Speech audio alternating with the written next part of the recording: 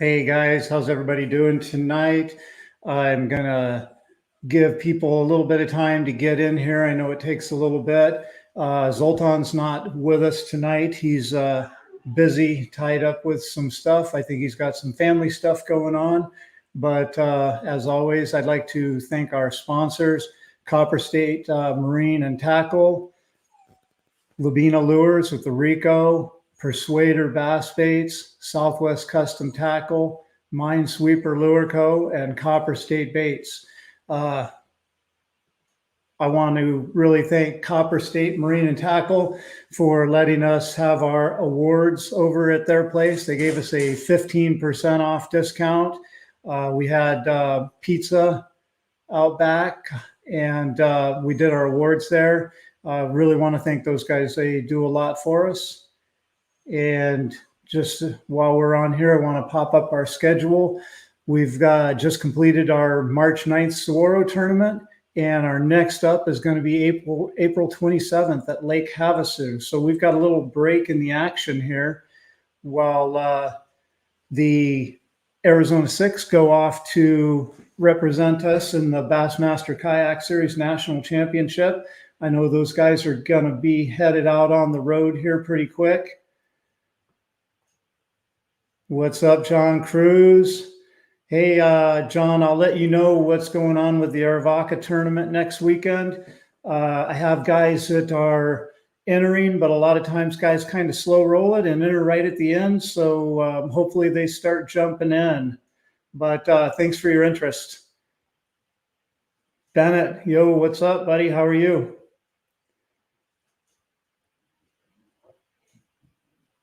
I'm not sure who this is. Thursday afternoon, I'll be leaving. We get this Facebook user message. There's not a lot I can do about it. So it's a privacy setting. Since we have a group, a private group page, it doesn't post people's names up unless they give authorization to post them up.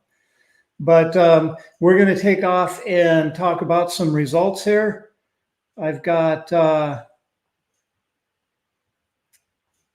the fishing was pretty darn tough at Saguaro.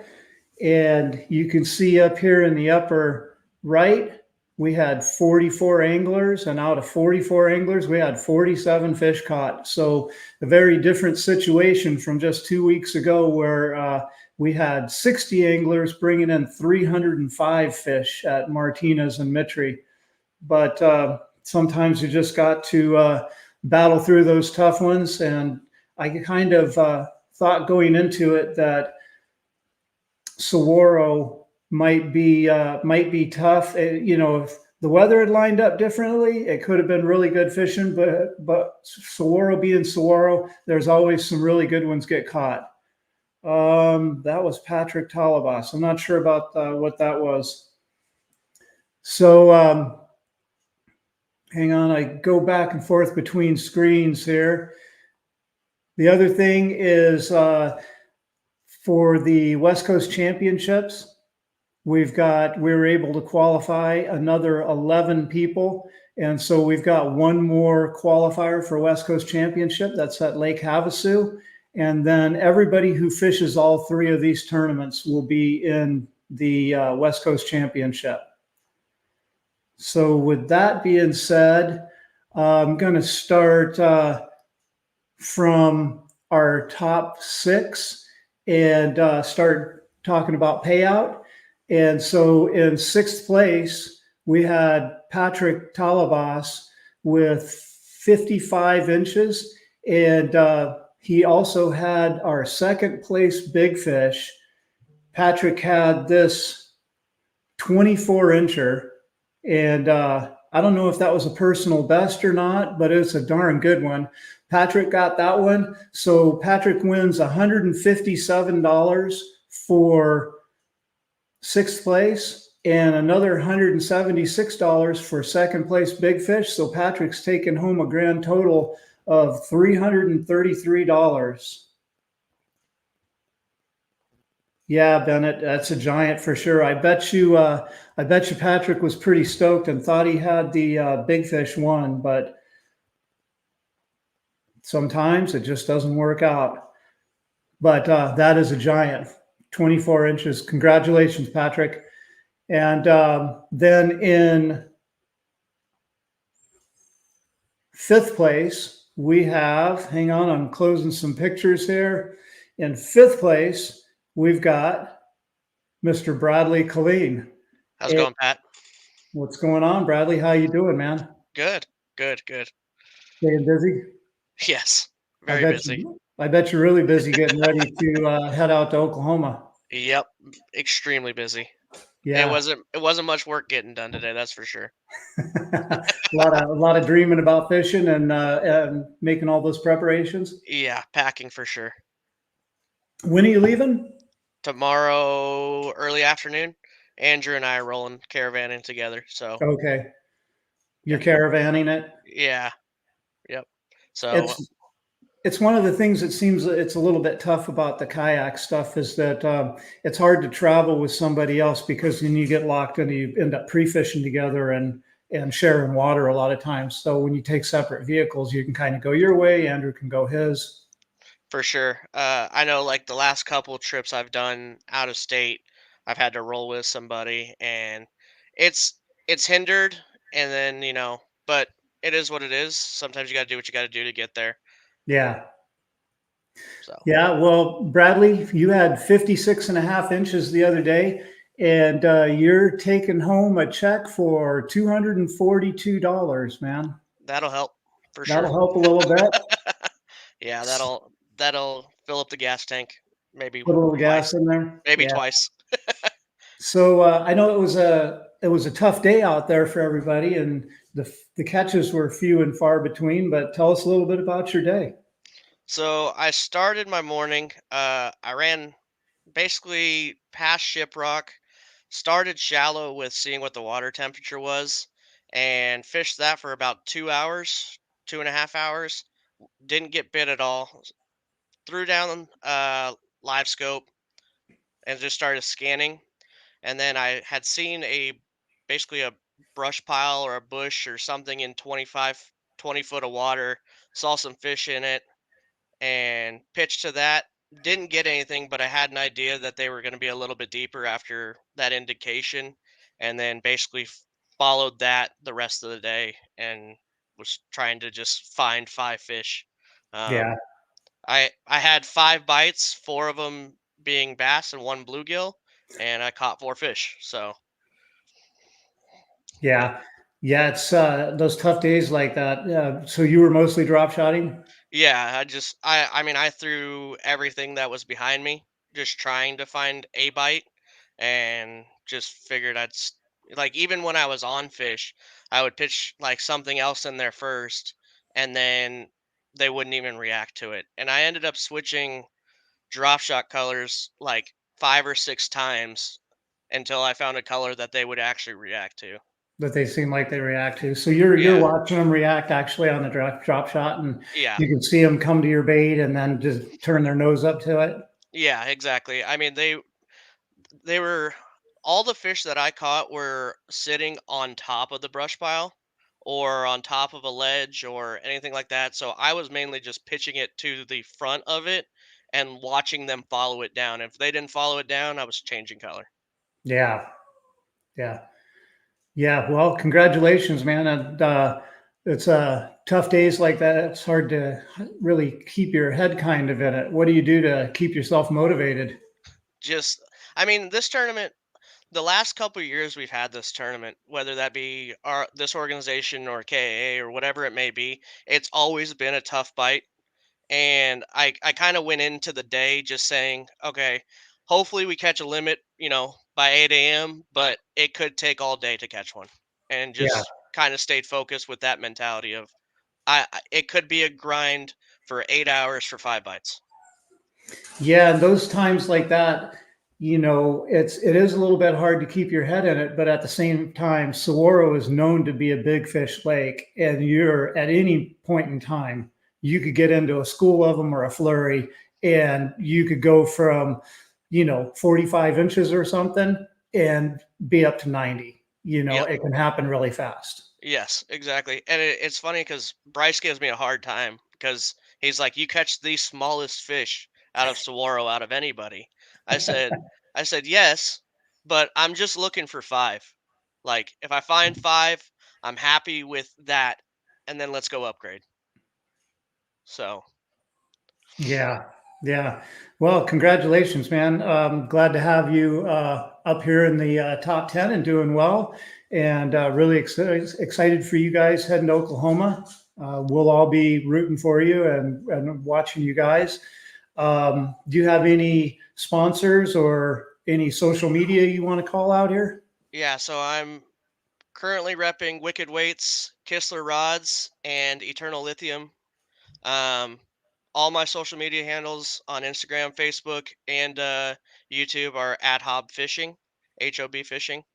And I'm gonna try to do like a document everything from this trip, just to give everybody in our club the full experience, whether that be at the house, at the expo, pre-fishing, tournament day. Just try to really get everybody immersed into understanding like how big this actually is. Yeah, that's awesome. I'll be looking forward to seeing that, and I'm sure a lot of people are going to be following along. Um, that's I know I'll be watching pretty much every minute of it. Well, we appreciate it, and I just want to say thank you to you, Z, the club, all you guys. We wouldn't be here without you doing this. So Well, I appreciate all of you guys. You know, it's been a fun journey, and I've been a little bit amazed at how well it's taken off. You know, so glad this opportunity is there for all of you guys. yeah, it's this is kind of something that we've always talked about, even when it was just lower gear events, and Yeah. everybody was showing up to those. Where can we take this to the next level? Yeah. Well, and now we just hit 82 paid club members now. And, we had 60 people fish at Martinez Midtree and Saguaro. We dropped down to 44. But I'm expecting our Havasu tournament on the 27th. I think it's going to jump back up pretty good. I Uh, I I would think say 70 plus probably. I think so. I think a lot of people felt like Saguaro was going to fish tough, and it might be a good one to say, okay, here's my throw out for Angler of the Year, and come back in strong at Havasu. So, but again, congrats, man. Good job. Thank you. All Thank you, Pat. right, I'm gonna pop you out of here, man. Thanks again. All right, moving into fourth place, we had Mr. Colton Ulrich. Howdy, Pat. How's it going? Oh, just good. Finished up school for the day and getting to talk about fishing. Yeah, Nothing right better. on, man. Is that how you say your last name? I'm just pronouncing it like Yeah, it's a German last name. It's everyone always mess Ulrich. We just say Ulrich, but Ulrich. yeah. Okay, I was saying Yep. Ulrich. Okay, Ulrich. I'll remember that one.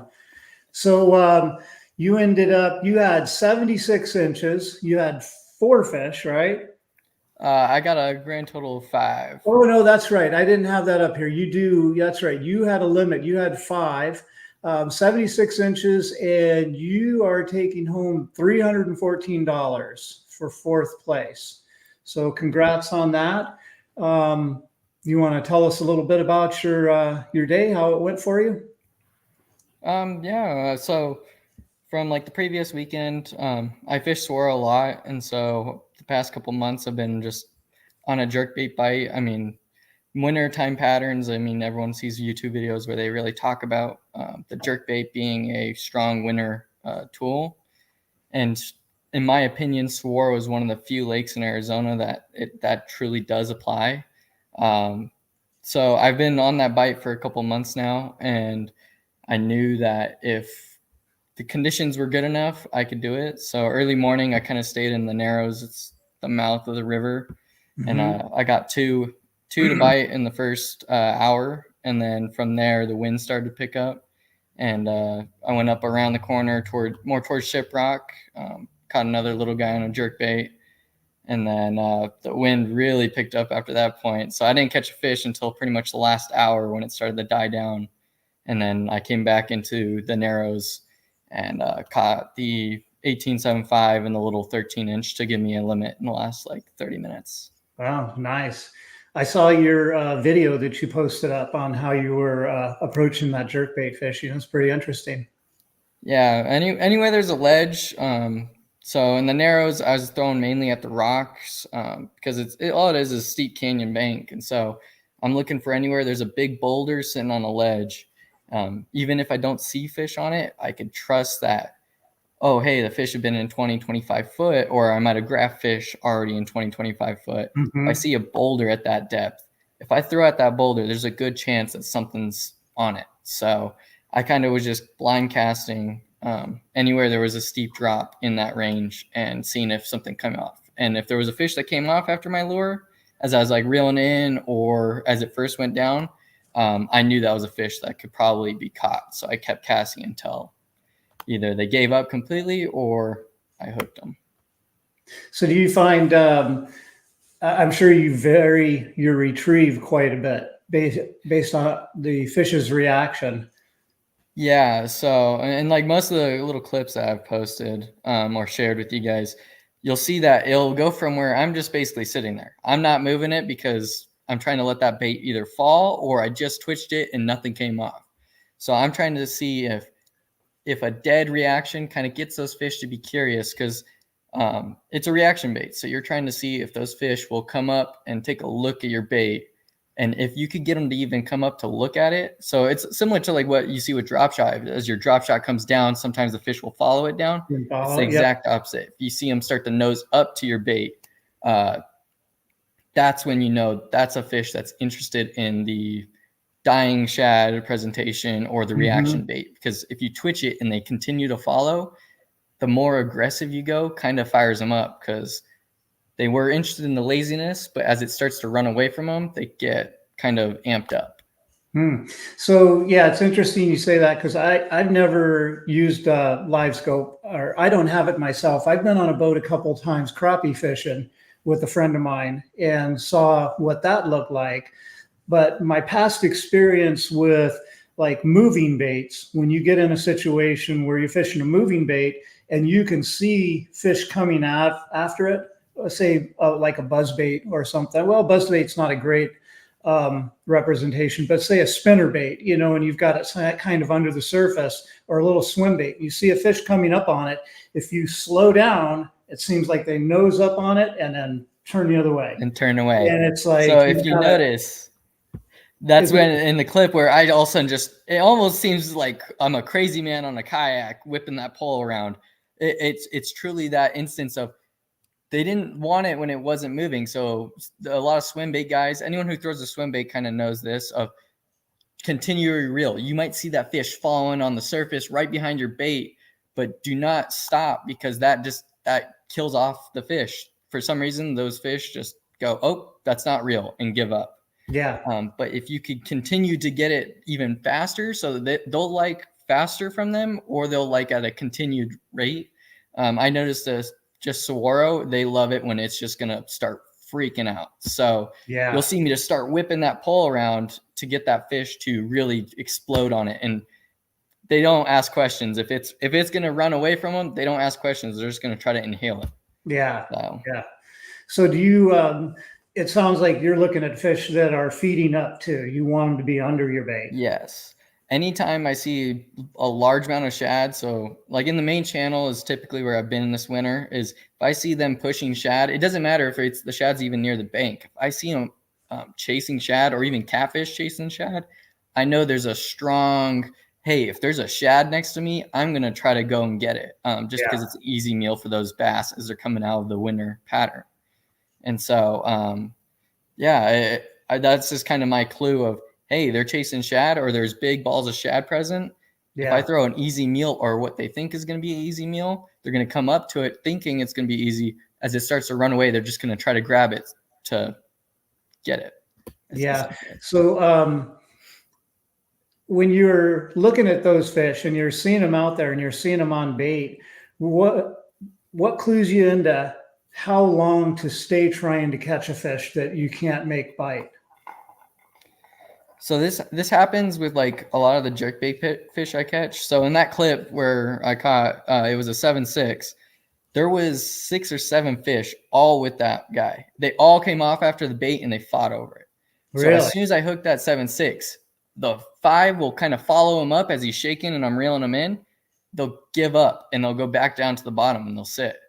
You have probably the next 3 or 4 casts going back through that school before they're going to turn off because they're going to be like, something is up. If another friend gets hooked or it burns through them and they either one strikes it. So a lot of issues I have is the fish comes up, they hit the jerkbait. I load up, they pop off immediately.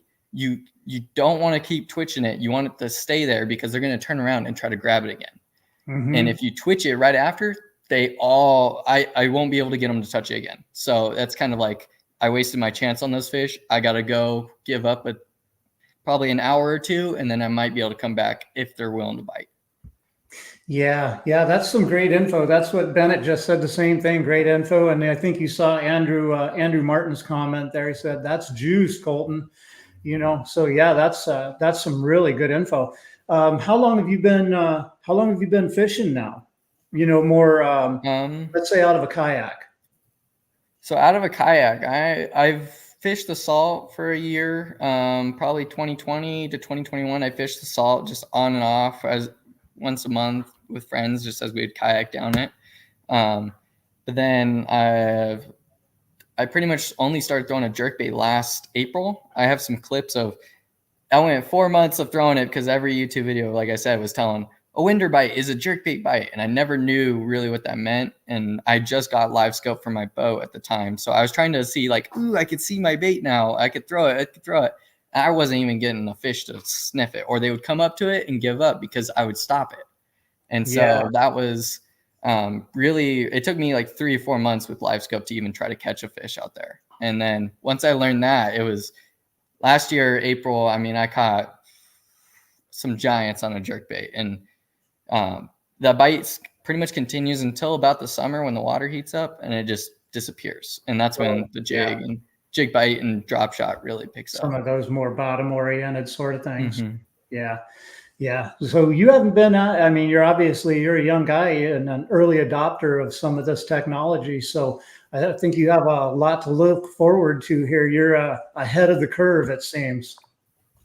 Yeah. It's only for certain techniques. Like with drop shot, you might be able to see the fish follow it down, but I've been fooled many a time of, I think I'm going to catch a fish because he followed that bait all the way down to the bottom. But once it's on the bottom, you have no clue. So a lot of guys, at least in the fishing conversation, live scope is pretty controversial right now. But I'd say as soon as like the bottom fishing starts, I'll drag a worm just like anyone else, and I'll throw a jig. And I might find structure to throw to, but it's really what I love is this kind of, I get to see the fish's reaction, and that's mainly this winter bite. But the forward facing sonar is kind of a buzzword right now. There's people they seem to be either for it or really against it, and I don't have a big opinion on it. I don't have it. I've been out a couple of times. I thought it was pretty cool. It was a lot of fun, that's for sure. And I think the early adopters to newer technologies, you always end up, getting ahead of the curve, and it always seems that whatever the technique is or whatever you're doing, the people who are willing to put in the time and effort that it takes to really learn it are the ones that do well. Yeah, I learned it out of fun. I wasn't even using it to do tournaments or anything. It was just like, I wanted to throw a glide bait and just see how the fish, because for me, I never understood how a glide bait was supposed to work. I thought it was supposed to sink. So I kept waiting it, trying to get it down in the water. And I was like, how am I supposed to see if a fish is coming up on my bait? And it was a big ordeal about that until I learned it was supposed to be on the surface. But, it was mainly, I just wanted to see how the fish, because I was like, I know there's got to be a fish somewhere around here, especially at Saguaro when it was tough. Yeah. And so that kind of convinced me to do it. All right. Well, good job, man. You have social media sponsors? Anybody you want to call out here? Only Owner Hooks for right now. They've been with me for about a year now and just helping me out, send me stickers, send me a bunch of other things to try out and give me a nice discount. But Arizona State Bass Team is an Instagram I run. I took over the club, but just ASU wasn't very supportive of it anymore. So if you guys want to follow it, it's got a list of the sponsors still for the club on there. Give them some love if you guys want. AZ State Bass Team. All right. Well, thanks. I'm going to let you go here and move to the next guy, but thank you very much. Thank you very much for coming on with us. Yeah, thank you. Thank you, and Zoltan. All right, you bet, man. Okay, so next up, we moved to third place, and I believe this was for 4 fish, but we've got Mr. Raman Rana. How you doing, buddy? Hey, what's up, guys? Glad to have you here, man. So Hey, thanks for having me. Yeah, you bet. You had 77.75 inches, and you had a 24.75 incher. I'm going to pull a picture of that guy up here. That was a good fish. This thing is an absolute slob. I mean, holy smokes. 10.5 pounds. 10.5 pounds? That's awesome, man. That's killer. So, Yeah. why don't you? I did not expect to catch that fish. I had been struggling at Saguaro for a while, actually. Yeah. Yeah. Now it's a tough lake, like you're saying. And especially seeing Colton's posts all the time, and he's just slaying it. And I'm catching like 75 inches when I go out. So it's tough. Yeah. It's tough. I've had some bad days this year. There. Yeah, it's you're kind of known, at least to me, as sort of a big fish guy. You know, you seem to find some good ones a lot. I go fishing a lot. You Yeah. know, you keep your line in the water. Eventually, you're going to run into a big one. Yeah. And that's what happened. That's what happened on Saturday. You know, so I didn't really have a game plan.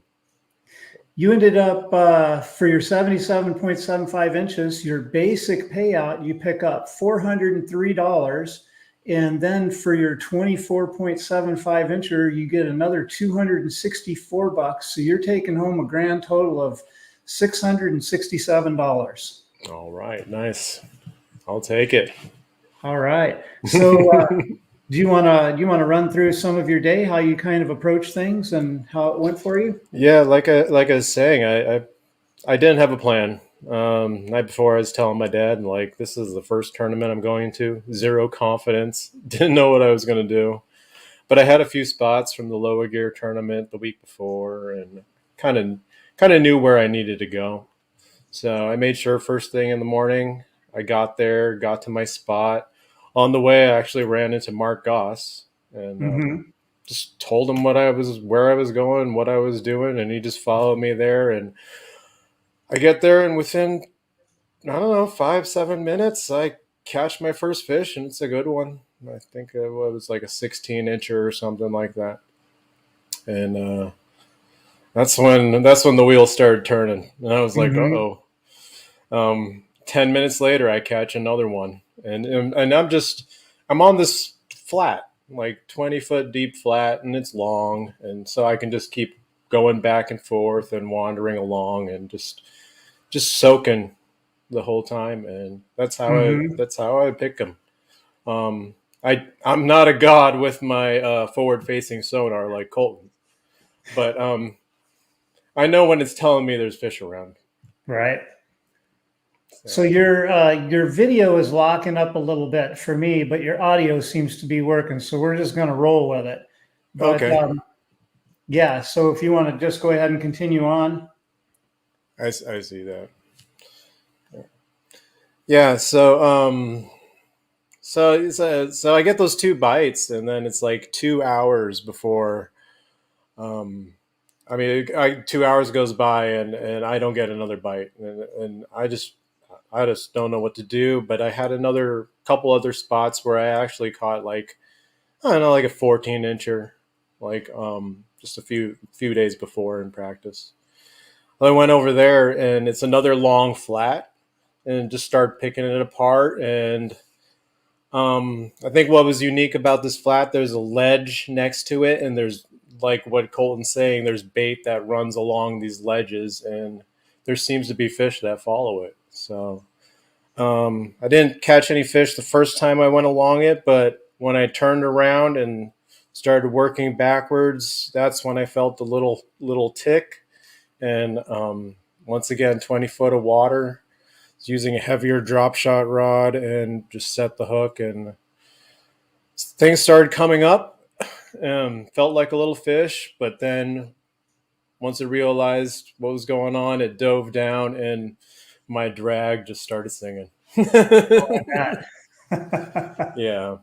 And that's when I knew it was big. And I could tell these guys, so I stood up and got really serious, and I made sure that I was going to land that fish, and I did, right in front of a bass boat, and it felt so good.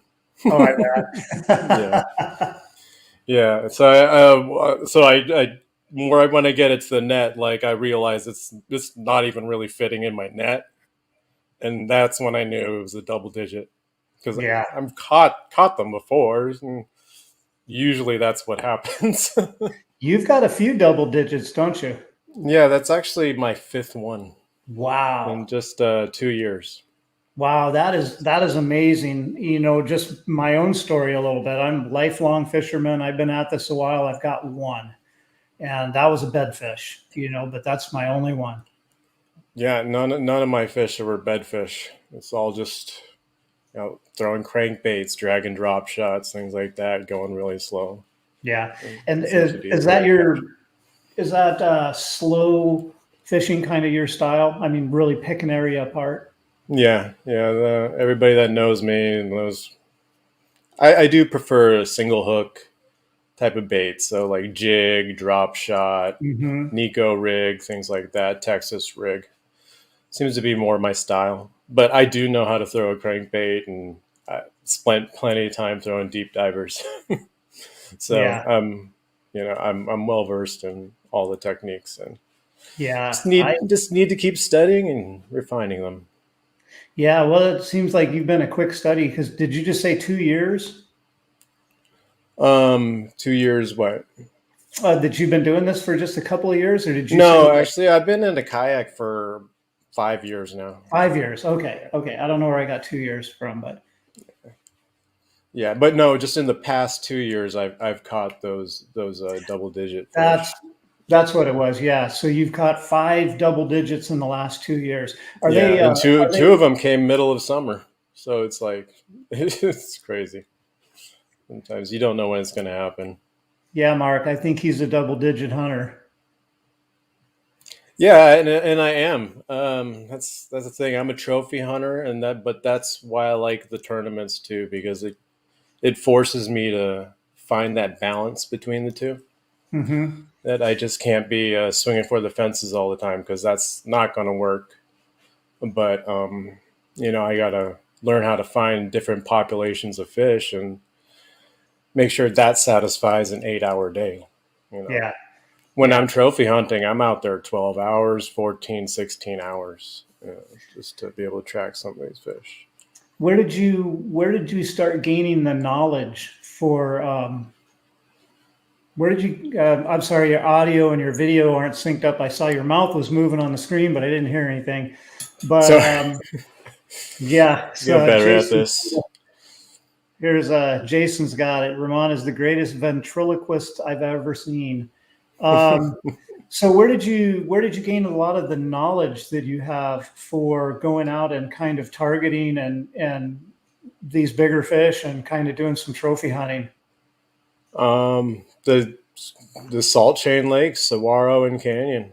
Yeah, I mean, you can't catch big fish in a lake that doesn't have big fish. It's right. simple as But that. I guess what I mean is, did you just kind of go out and get some tips and then start figuring things out on your own over time, or did you read books or YouTube or? No, it's all just been on my own. Just kind of this journey where just catching a lot of little fish. Eventually, Mhm. you want to catch a lot of bigger fish, and then eventually you just want to catch that one fish. Yeah. Everything. So. Yeah, and so it sounds like you went out and stuck with it and got some good bites that gave you good clues, and then really expanded on those clues that you got. Yeah, yeah, and that's what kind of you got to have a good memory. Like, and like I'm thinking back to every bite I've got at Saguaro, and Hmm. as a potential place to find some of these fish. So I make sure that my route is getting to all these spots, and I'm checking them out, and no stone unturned, Yeah. basically. So what advice would you give somebody who was looking to go catch a double digit? I mean, go to Canyon or Saguaro. Right now is a great time. This is when they're the heaviest. So you're going to catch like a 22 and a half incher that could be 10 pounds. Yeah. And so, but Now that as you that can see, I struggled. Couldn't fill out a limit, but I caught a fish that was worth 2 fish. So it worked out. what's this? Learn the lakes many times is getting skunked, but it's about learning the areas. Yeah. So do you find that to be true? Really breaking down an area? Do you approach like an entire lake, or do you try to really break down an area? Um, both. I mean, you have to manage your time throughout the day. So, realistically, like I do try to spend a couple hours in each area. Yeah. So, it's usually enough time. And then, come back to it, revisit it, and see how it's changing throughout the day. Yeah. Well, cool. Do you have social media and sponsors you want to talk about? Just have my Instagram, and that's just more for friends and family, and some of the people that like to see big fish. No sponsors or anything. Yeah. Are you trying to get sponsors?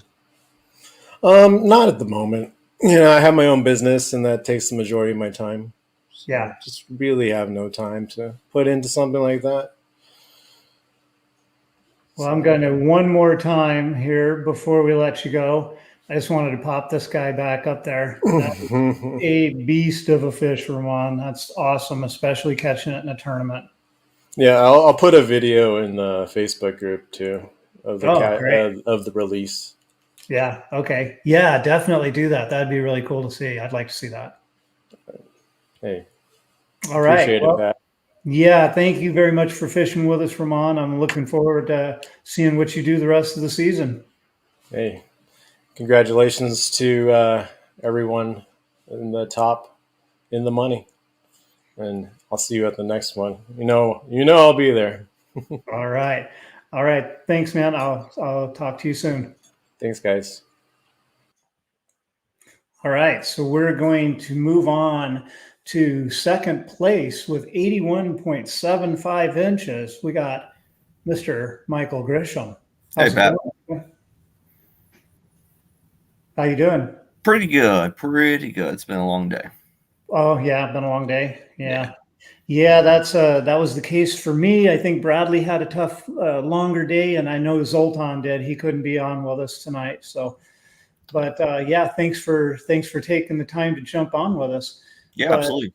you had 81.75 inches, and so you're going to take home $627. Very nice. Going to the wedding fund right now. Going to, oh yeah, when are you getting Yeah. married? May 3rd. Oh, it's coming up. It's coming up. Very busy with it right now. Yeah, big wedding. Not super big. Not super big. Yeah. It'll be less than 100, but Okay, well, that's still pretty big. You start getting up towards 100, it's a pretty big wedding, but oh yeah. worth it, right? Yep, it is. Hang on, I'm looking down the comments here. So you had a pretty decent day getting into 81.75 inches. So why don't you tell us a little bit about how it unfolded for you, how you approach things?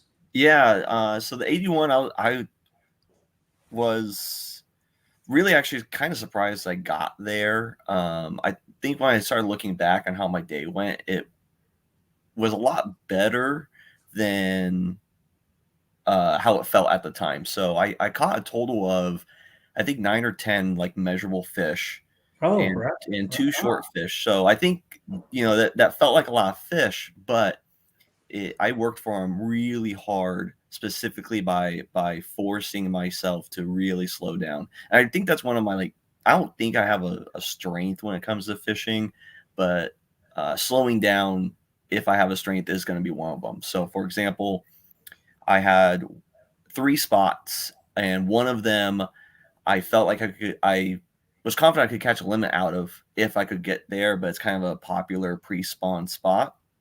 And when I got there about 6:50ish, no one was there, and so I took it and I sat there for 4 hours. So I didn't leave that spot. It's a 40-foot stretch. I had 3 anchor memory points in my XI3 that were all probably within the same 40 feet of each other, and I fished that for 4 hours.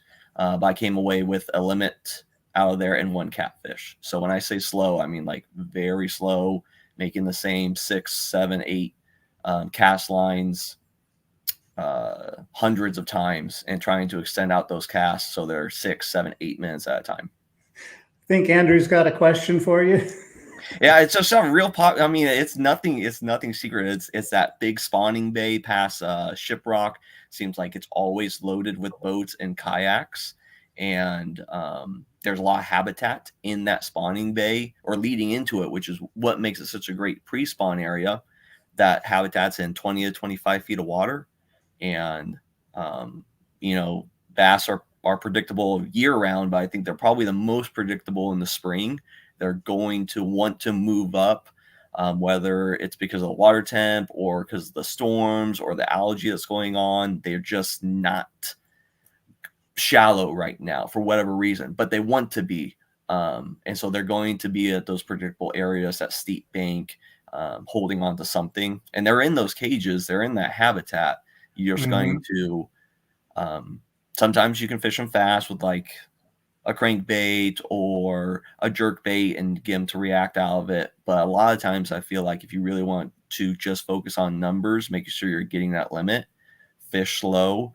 All my fish came on a drop shot, and basically what I was doing was making long casts, dragging that worm up over a habitat as soon as I felt it. And once I dropped on the other side, just leaving it there and really trying not to move it and just checking my line every once in a while. And when I say slow and not moving it, I mean not even trying to twitch it.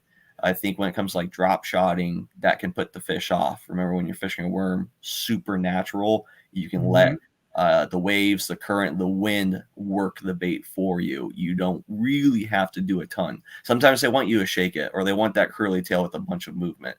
Other times I find people put off fish by being a little too aggressive, especially when they're fishing bottom contact.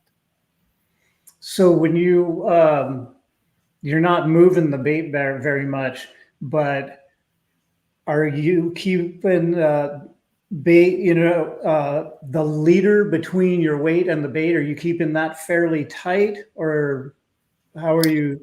Nope, basically just dead sticking it. I would say like having light tension in it, just enough to where if a fish comes up and sucks it up but doesn't swim away, I can see my line make a little jump, but that's about it. And so you're not keeping it tight, but you're keeping it off the bottom. Exactly. I'm keeping it off the bottom, but I'm not stretching it, because if you're going to sit there and stretch it, you're going to move it. And I'm trying to keep it as close to that habitat as possible for as long as possible.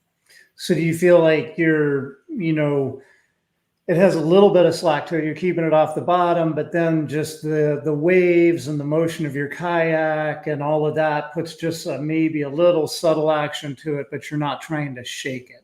Exactly. I'm going for real natural, like especially when I'm picking up a drop shot or like a Nico or a Senko. Let the plastic do the work. You don't need to sit there. So I mean, sometimes you want it, like for example, when I was at Shasta fishing a Nico, I was aggressively just shaking it when it was on the bottom, or fishing a shaky head.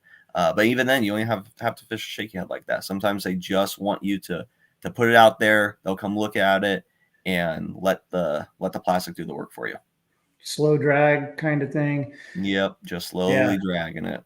So you said you're pulling through or around some habitats. So are you Texas rigging or nose hooking those baits? So with how tough it felt during practice, I really preferred to to use a nose hook. And so I did it as much as I basically could. And I got, sometimes you just get lucky. Sometimes you're unlucky and that nose hook's always getting snagged up. But I really do feel like that habitat in Saguaro, if you kind of like texpose the nose hook. So I'm nose hooking it, but I'm not sticking the hook all the way through the nose. I'm leaving it, the hook buried. As long as you don't set the hook into the habitat, you can feel it get stuck. And if you just give it slight little pops, eventually you'll feel the hook and then the weight come over the top, and it's you won't get snagged nearly as much. Sometimes you're gonna get snagged though, and it's just gonna happen when you're fishing habitat. Don't get frustrated. Yeah, so you have that hook is, pointed up, and you're putting the bait so it's right on the tip of the hook there. Exactly. Burying it in the nose, and so that point of the hook is right there. Yep. It's still got a little plastic over it. Exactly. And it doesn't, usually when they eat plastic, they eat it good. So you're still getting good hookup ratio. You're getting in the roof of the mouth. It's really no issue. And it's just much more natural than the weedless. And because I was using a 4.5 inch, it's hard to get a small enough worm hook and start losing that natural presentation. So we're going to see you at Havasu? Havasu is going to be a TBD last minute decision because the weekend before my wedding. So I really don't want to miss it. I really, last year was a pretty good and fun year for me, more on the KA side than the Bass Nation side, but like this Angler of the Year race kind of stuff is gets me itching sometimes. So it's hard for me to miss a tournament right now. Yeah. And were you at Martinez Mitri? Yep, I was at Martinez Mitri. You were. Yep. That's right. That's right. Okay, so well, you've got to throw out. So you're in a good spot right now. So you got to throw out if you miss Havasu. Yeah. But yeah, all right. Well, do you have sponsors, social media you want to throw out there? My social media is Grisham is Fishing. It's just family and friends. Obviously, the thing I post most is fishing. Obviously, the only kind of company, it's not fishing related, that helps me out is a bunch is Valley Fitness Kickboxing. We're over on 59th and Beardsley. It's a gym. I actually train there on Wednesday nights. So if fishing ever has you frustrated and you want to come punch a bag for 45 minutes, and you're on the northwest side of town, come check us out. It's a lot of fun. I would love to have done that when I was older. I'd probably fracture my wrist or something now. It's a good time. It takes out all that frustration, especially when the fishing's tough. Yeah, I bet. All right. Well, hey, thank you very much for coming on. I appreciate you taking the time, and I really appreciate you fishing with us. Yeah, appreciate the great event. Hopefully see you at Havasu. It's probably my favorite lake here in Arizona. If not, we'll see you in June. Yeah, well, like you mentioned fishing around cages. That's a Havasu thing there. Yeah, sure is. Is. Well, we'll be moving into that here pretty soon, I would imagine. Absolutely. Yep. Yeah. All right. Well, thanks again for coming on. Really appreciate you taking the time. Awesome. See you, Pat. All right. See ya. Okay, so we're going to move on to first place. And I did want to say we're able to pay out a total of $3,168, across 6 spots, and then 2 places for first and second big fish. But next on, with 90 inches even, we have Mr. Mark Kyle. Hello, Pat.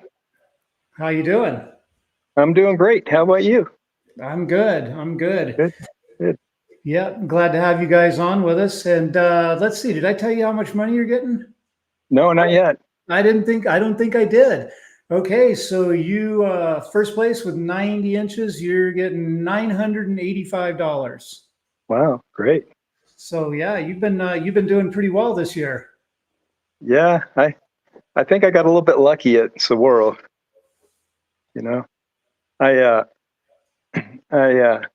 I started out practicing. I practiced on Friday, and like I told some of the guys, I haven't really spent a lot of days on Saguaro. And I was excited when I saw it on the schedule, and in mid-March, I thought, man, that is going to be a sight fish tournament. I thought it was going to be crazy. And then when I get there, I see all this green algae, and it was kind of threw me off. So I worked my way up into the river, and the river water was a lot clearer. So I thought, that's just where I'm going to fish. I had one bite the whole time in practice. So I started there and fished, I don't know, half the day. And half the day I thought, I better do something different because this is not happening. So I came back out around to the big flat out there. And since I think the fish really want to be spawning like the other guys were talking about, but I don't think they can live in that algae. I think they have to stay below it. So I kind of moved out a little bit on the flat, tied on a giant crankbait. I have got it here for you, this Spro.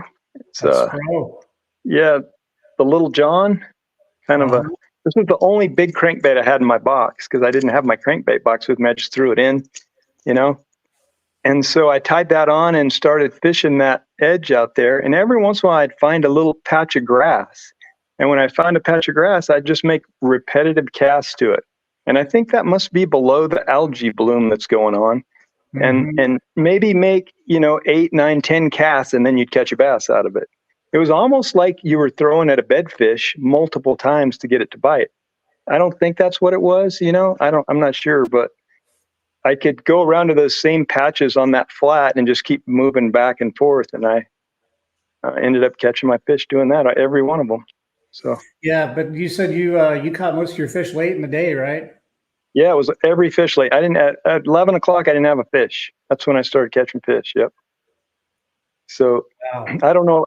And the thing was, I had to go right by that spot, and I almost started there. I told myself I should just start there because you only got one bite in the river. Just start there. And I said, no, I got it. I'm just so addicted to river fishing. I just love it. I'm a shallow water fisherman, but I knew, I thought, with the watercolor off and we couldn't sight fish, I thought, surely we could flip some fish out of the tulies, right? And I flipped miles of tulies and never had a bite. Bite. Yeah, so I knew, I said, these fish can't be shallow right now. There's something going on. So it kind of finally, the light came on to move out a little deeper, and it thankfully paid off. Yeah, and then and you approach that deeper water with crankbait too, because like Andrew says here on the screen, probably the only guy not throwing a drop shot. And so is that typical for you and your approach in deeper water to throw more of a crank or something like that? Yeah, well, no, I mean, I'll throw a drop shot if I absolutely have to, but I'm not a drop shot guy. Like if I have to do it, I will. But, a lot of guys say I throw a drop shot to get a limit. And it's kind of funny because as I watched the leaderboard after I weighed in, I saw Rahman, it showed he just popped up with 4 fish. And you know how the leaderboard's always changing. And I knew he's a drop shot. I said, he's going to have a limit. So I kept waiting for that 5th fish to come in, which anything he weighed would have beat me, but I was surprised it didn't. But sometimes I think the drop shot is so slow, I didn't have time really to catch a limit on a drop shot. I kind of had to tried to find something moving. But another thing with the crankbait I was throwing, you had to burn it. Like if I tried to fish it slow, I never got a bite. It was just really reeling it fast. It's kind of like Colton talked about. You had to really make it like a cat and mouse thing, like it was trying to get away and they'd just react and go get it. So was it a continuous fast reeling, or was there any stop and go to it, or, how were you reeling that? No, I wasn't really stopping it much. It would deflect. It would hit the grass and I'd kind of rip it through the grass and, I was hitting the bottom. Yeah. So it was, it's a deeper diving crankbait. So I'm always in contact with the bottom. So it would scare me since it's the only one I'd had. I would hang it up out there because, there's some artificial structure out there too. And every time I'd hang it up, I'd think, this is it. Especially before I had my limit, I thought, please come loose, crankbait. So I'd pull, and thankfully each time it came loose. So yeah. When you only got one, that's tough. Yeah, it was really tough. Yeah, but it was fun. Yeah. So you've been at this quite a while. For some of the guys that don't know you so well or know your history, because you see Mark Goss here says master of the sport, and I talked to some of my friends, and I talked to one of my friends, Vu, and I brought your name up, and he said that guy is a legend. I don't know about that. But. Well, you're pretty well known around here, and you've made it pretty far in fishing. Didn't you say you fished the Classic in the past, correct? Yeah, I was fortunate enough to, I actually got to be 2003 Bassmaster Rookie of the Year on the Elite Series. And then I was lucky enough to fish 3 Bassmaster Classics, and that was really exciting. That is Yep. pretty amazing, man. Yeah. But I'll tell you this, once I started kayak fishing, to me, I don't know, I think a lot of times we get into fishing or get into hunting because we love the outdoors so much, you know, and then to go into it and do it as a living like I did, it becomes not as fun because you have all the sponsors, you have all the obligations and all the people. And it's like, what happened to me just going fishing? Well, with the kayak, it's kind of, I'm back to just fishing and I can just disappear into places where no one else can go. And I really like it. And I believe that kayak fishing makes you a way better fisherman because I can't start the motor and run. I have to figure out how to catch the fish right there. And I really like that about kayak fishing. Yeah, I totally agree with you on that because it's really easy to jump on the big motor and run around, and the next thing you know, you're burning gas and not catching fish. And the kayak makes you really kind of settle down, break down an area, and try and milk every fish out of it you can. Yeah, exactly. Yeah, it makes you really figure out how to catch what's there. Yeah. That's kind of cool. I made like a long run this week, though. I did like an hour run on my trolling motor to get to another spot. So that was Yeah. probably a pretty long run in a kayak tournament. Yeah. I think so. So hang on, I got another one.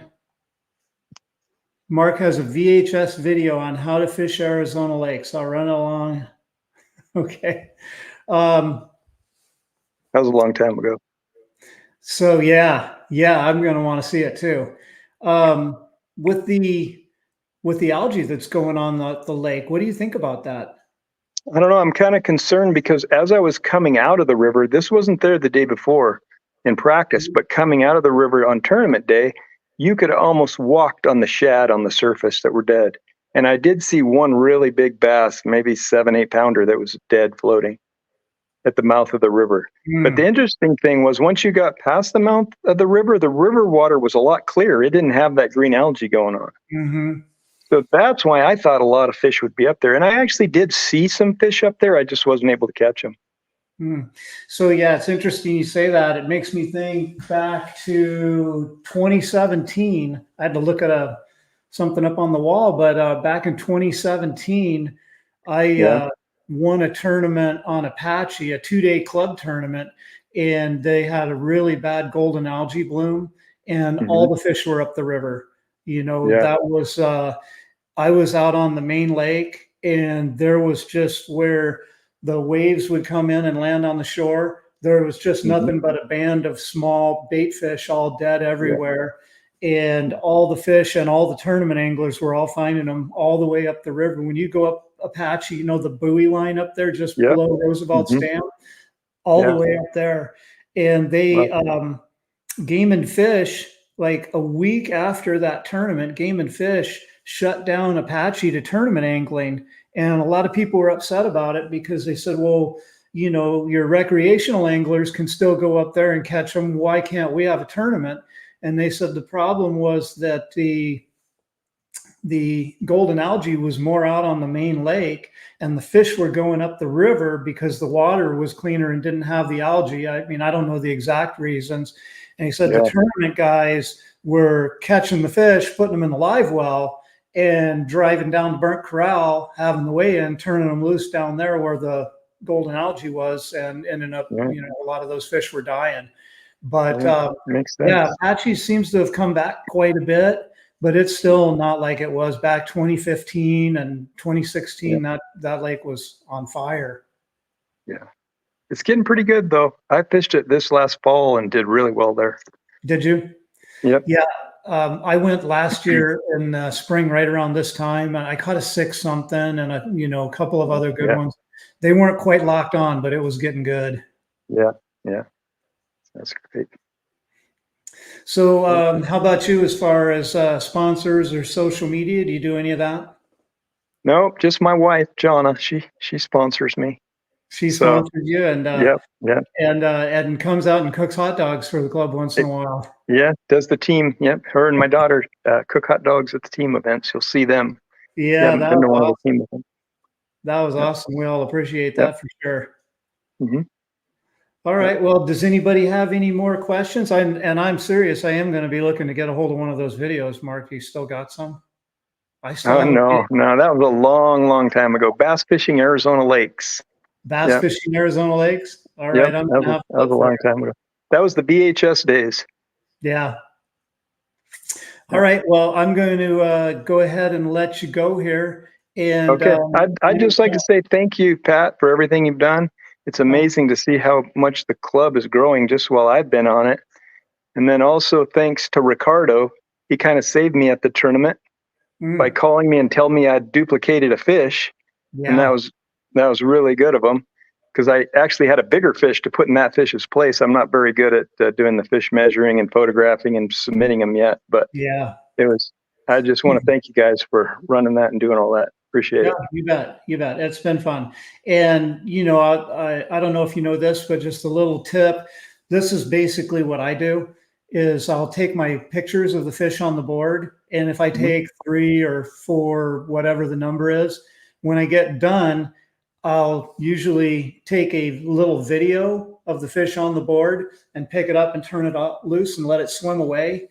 And then when you look through your photos, you got like 3 or 4 pictures, and then you got a video, and then you got 3 or 4 pictures, and you got another video. And so it separates your fish into groups. And that really helps me stay organized. Yeah, that I don't makes know if sense. that's Good anything idea. that might help you. Yeah, I'll give it a try. Yeah. Thank you. Uh-oh, the dogs are going to go berserk. My wife just got home, so I apologize already. But Mark, thank you very much. I'm going to let you go, and I'm going to pull up. I'm going to pull up the Angler of the Year points. Thanks again for coming on. Okay, I'm going to take a second here and share my screen. I got to get the right screen up. I don't know if you guys can hear those dogs, but they are going berserk.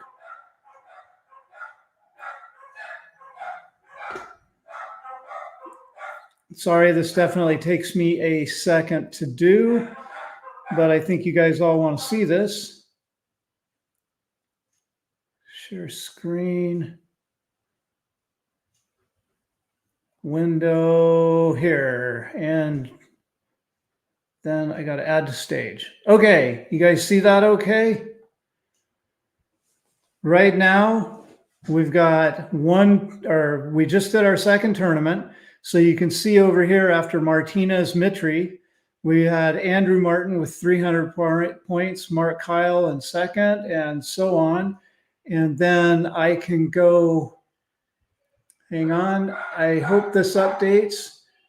So when I go largest to smallest, that's going to update to how everybody placed at Saguaro. And then when I come over here and do this update, largest to smallest, this gives us our Angler of the Year standings right now.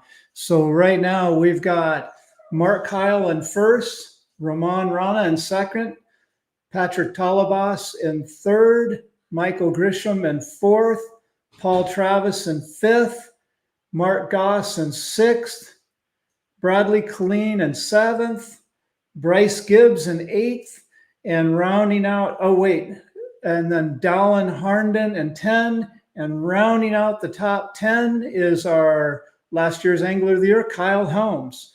So I'm going to get this stuff posted up tomorrow.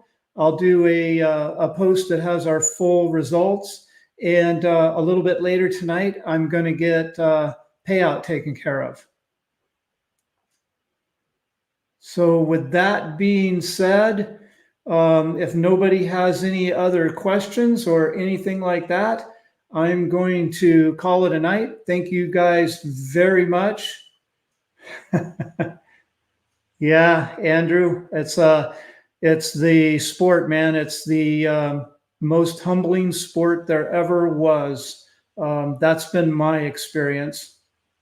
But again, thank you guys for jumping on here with us, and we'll be posting up information here real soon about the Havasu tournament. And again, thanks a lot. I'll see you guys soon.